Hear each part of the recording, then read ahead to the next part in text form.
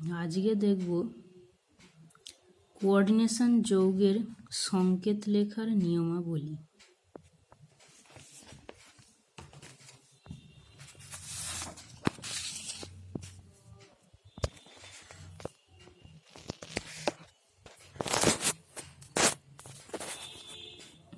Coordination যৌগের সংকেত লেখার ক্ষেত্রে প্রথমে ক্যাটায়ন ও পরে অ্যানায়নের সংকেত লেখা হয়।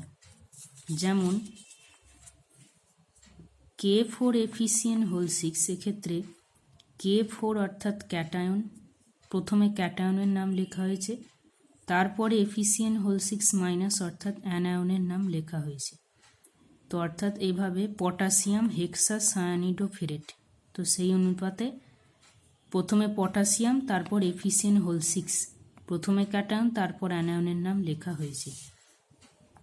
কোঅর্ডিনেশন এন্টিটির ক্ষেত্রে আগে ধাতব আয়নের চিহ্ন দেয়া হয়, তারপর লিগ্যান্ডগুলিকে তাদের সংকেত প্রকাশক প্রথম মৌলের চিহ্ন অনুযায়ী বর্ণানুক্রমে পরপর লেখা হয়।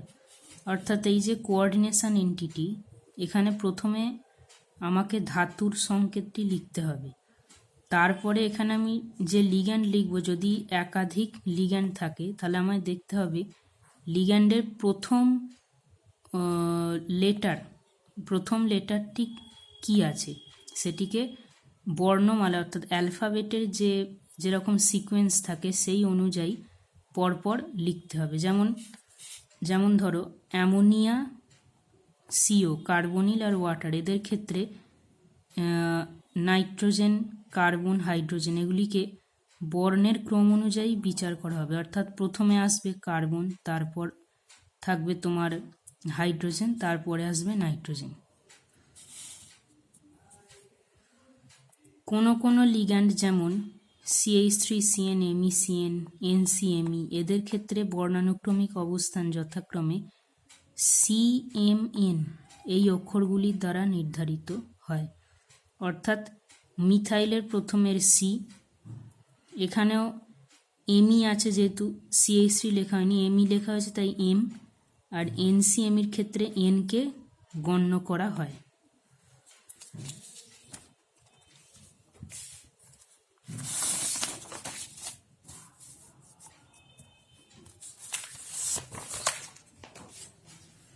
যখন পলিডেন্টেড লিগ্যান্ডগুলিকে আমি করব, সেই পলিডেন্টেড লিগ্যান্ডগুলির ক্ষেত্রেও প্রথম অক্ষরগুলিকে বর্ণানুক্রমিকভাবে সাজানো হয়। অর্থাৎ পলিডেন্টেড লিগ্যান্ড আমরা আগেই জেনেছি যে যাদের অনেকগুলি ডেন্টিসিটি থাকে, সে যেমন ইথিলিন ডাইয়ামিন, বাইপিরিডিন, অ্যাসিটাইল অ্যাসিটোনেট, এদের ক্ষেত্রে যেমন ধরো ACAC, অ্যাসিটাইল অ্যাসিটোনেটকে লেখা হচ্ছে ACAC, তাই প্রথমে আসবে ACAC, তারপরে আছে বাইপিরিডিন, তাই BPY, তাই বাইপিরিডিন, তারপরে ইথিলিন ডাইয়ামিনের E, সেই জন্য EN পরে এসছে। যেমন FeB মানে বাইপিরিডিন, EN ইথিলিন ডাইয়ামিন, তারপরে এসেছে অ্যামোনিয়া নাইট্রোজেনের N, সেই অনুযায়ী। অর্থাৎ অ্যালফাবেটে যেরকম সিকোয়েন্সে লেটারগুলি থাকে, ঠিক সেই অনুযায়ী আমাদের লিগ্যান্ডগুলিকে লিখতে হবে।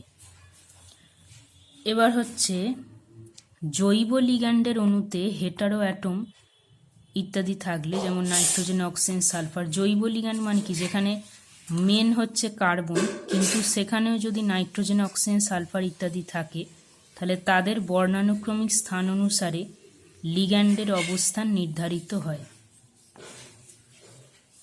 তখন আমরা কিন্তু জৈব লিগ্যান্ড হলে কার্বনকে শুধু দেখব না, তার মধ্যে যারা যারা হেটারো অ্যাটম থাকবে তাদেরকে আমরা দেখব। এবার তাদের যেরকম বর্ণানুক্রম থাকবে, যেমন নাইট্রোজেন, অক্সিজেন, সালফার, প্রথমে অক্সিজেন, তারপরে আসবে নাইট্রোজেন, তারপর S, সালফারের S, অ্যালফাবেটিক্যাল অর্ডার অনুযায়ী হেটারো অ্যাটমগুলিকে দেখে দেখে আমি সেইভাবে পরপর বসাবো। দুটি লিগ্যান্ডে হেটারো অ্যাটম থাকলে যেখানে হেটারো অ্যাটম কম থাকে তাকে আগে লিখতে হয়, আর যার বেশি থাকে তাকে পরে লিখতে হয়। তাহলে দুটো লিগ্যান্ড যেখানে হেটারো অ্যাটম আছে, ধরো দুটো লিগ্যান্ডেই হেটারো অ্যাটম রয়েছে, যেখানে বেশি হেটারো অ্যাটম, মানে ধরো অ্যামোনিয়া, CO, ইত্যাদি ইত্যাদি বেশি, তাকে আমি পরে লিখব, আর যেখানে কম আছে তাকে আমি আগে লিখব।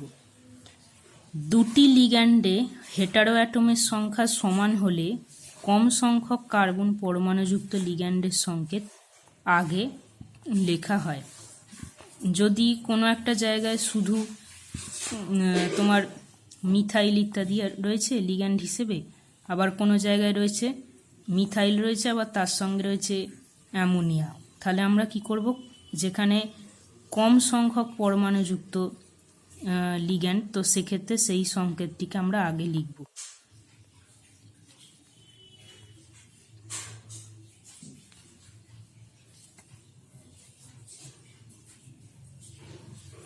আচ্ছা, একাধিক পরমাণুযুক্ত লিগ্যান্ডগুলিকে যেমন বন্ধনীতে লেখা হয়, যেমন এই যে NO2 হোল, NH2 হোল, লিগ্যান্ডের সংক্ষিপ্ত রূপকেও আমরা বন্ধনীর মধ্যেই লিখব।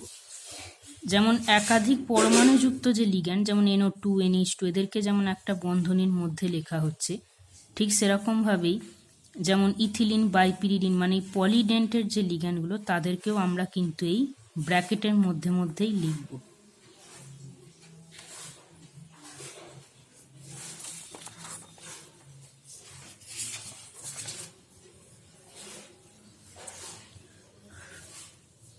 এবার কোঅর্ডিনেশন এন্টিটির অন্তর্গত ধাতব পরমাণু ও লিগ্যান্ড সমূহকে কোনো ফাঁক না রেখেই লেখা হয়। যেমন সংকেত লেখার ক্ষেত্রেও কোনো ফাঁক আমরা দেব না। এমনি যেমন আমরা যখন নামকরণটা লিখি, মানে জেনারেল আমাদের ভাষায় যখন লিখি, তখনও যেরকম আমরা ফাঁক দিই না, সেরকমই সংকেত লেখার ক্ষেত্রেও কিন্তু আমরা কোনো রকম ফাঁক দেব না। কোঅর্ডিনেশন এন্টিটি চার্জযুক্ত বা চার্জবিহীন যাই হোক না কেন, তাকে সর্বদা আমরা তৃতীয় বন্ধনীর মধ্যেই লিখব। অর্থাৎ যেমন K4FeCN6, এবার এই FeCN6 যে কোঅর্ডিনেশন এন্টিটি, তার যেমনই চার্জ থাকুক যাই থাকুক না কেন, সেটাকে আমরা কিন্তু সর্বদাই তৃতীয় বন্ধনীর মধ্যেই লিখব। এবার হচ্ছে লিগ্যান্ডের সংখ্যা, সেই লিগ্যান্ডের ডান দিকে নিচের দিকে লেখা হয়। যেমন Cl2, যদি কোনো সংকেতে দুটো ক্লোরিন থাকে তাহলে সেখানে Cl2 লেখা হবে, মানে ক্লোরিনের নিচের দিকে 2। আবার অনেক লিগ্যান্ড, যেমন ধরো অ্যামোনিয়া 4টে আছে তাই নিচে লেখা হয়েছে 4, ইথিলিন ডায়ামিন 2টো আছে নিচে লেখা হয়েছে 2, ACAC অ্যাসিটাইল অ্যাসিটেট 2টো আছে তাই 2। যখন কোঅর্ডিনেশন এন্টিটিকে, আচ্ছা এক্ষেত্রে বলে রাখা ভালো যে এখানে কিন্তু আমরা যেহেতু অনেকগুলো মাল্টিপল আসছে, সেই কারণে নাম্বারটিকে আমরা ব্র্যাকেটের বাইরে রাখবো। ইথিলিন ডায়ামিনের ক্ষেত্রে আমরা কিন্তু ব্র্যাকেটের বাইরেই রেখেছি, কারণ অ্যামোনিয়া এখানে অলরেডি ভেতরে 3 রয়েছে, তাই বোঝার সুবিধার জন্য আমরা বাইরে 4টাকে লিখি। যখন কোঅর্ডিনেশন এন্টিটিকে শুধুমাত্র প্রকাশ করার ক্ষেত্রে তৃতীয় বন্ধনীর মধ্যে কোঅর্ডিনেশন এন্টিটিকে রাখা হয়, সেক্ষেত্রে কিন্তু আমায় বাইরে চার্জ ডান দিকের ওপরে দিতে হবে। যদি এটা পটাশিয়ামের সাথে অ্যাটাচ থাকতো, তখন আমরা কিন্তু এমনি নর্মাল K4FeCN6 এভাবে লিখতাম, কিন্তু যেহেতু শুধু আমি যখন লিখব এই কোঅর্ডিনেশন এন্টিটিকে, তখন কিন্তু বাইরেই চার্জটা দিতে হবে। আচ্ছা, লিগ্যান্ডের ক্রম তাদের আধানের প্রকৃতির ওপর নির্ভরশীল নয়। মানে লিগ্যান্ডের মাথায় কত, যদি কোনো লিগ্যান্ডের মাথায় চার্জ থাকে, তার ওপরে নির্ভর করে কিন্তু লিগ্যান্ডকে আমরা সাজাবো না। আচ্ছা, একটা উদাহরণ দিয়ে দেখা যাক। এতগুলো যে নিয়ম আমি বললাম, COCl2NH3 এইটি হচ্ছে একটি ক্যাটায়ন, আর বাইরে রয়েছে অ্যানায়ন। আগে ক্যাটায়ন থাকছে, তারপর অ্যানায়ন। এবার এই যে এন্টিটিটার কথা আমি বলি, কোঅর্ডিনেশন এন্টিটি, এক্ষেত্রে প্রথমে ধাতব ক্যাটায়ন লেখা হয়েছে কোবাল্ট, তাহলে কোবাল্ট লেখা হয়েছে প্রথমে, তারপরে লেখা হয়েছে ক্লোরিন, তারপর অ্যামোনিয়া। তার কারণ কি না, ক্লোরিনের আগে সি আছে, তারপর অ্যামোনিয়ার এন, অ্যালফাবেটিক্যাল অর্ডারে আগে সি তারপর এন, সেই জন্য আগে ক্লোরিন তারপর অ্যামোনিয়া। এবার ক্লোরিন দুটো, তাই এখানে তোমার নিচে লেখা হয়েছে 2, অ্যামোনিয়ার ক্ষেত্রেও নিচে লেখা হয়েছে 4। এবার 4NH3, 4টে অ্যামোনিয়াকে লেখা হয়েছে NH3 হিসেবে। এখানে 2টি ক্লোরিন আছে তাই Cl2 লেখা হয়েছে। হ্যাঁ, ওটা তো আমরা জানলাম। এবারে যখন আমি এই কোঅর্ডিনেশন এন্টিটিকে আলাদা করে দেখাচ্ছি তখন কিন্তু বাইরেই চার্জ দিয়ে আমি লিখছি। যখন একসাথে করে আমি লিখছি তখন কিন্তু আমি আর কোনো চার্জ দিচ্ছি না, যেরকম আছে সেভাবেই, মানে এমনি নিউট্রালাইজ করে আমাকে লিখতে হবে।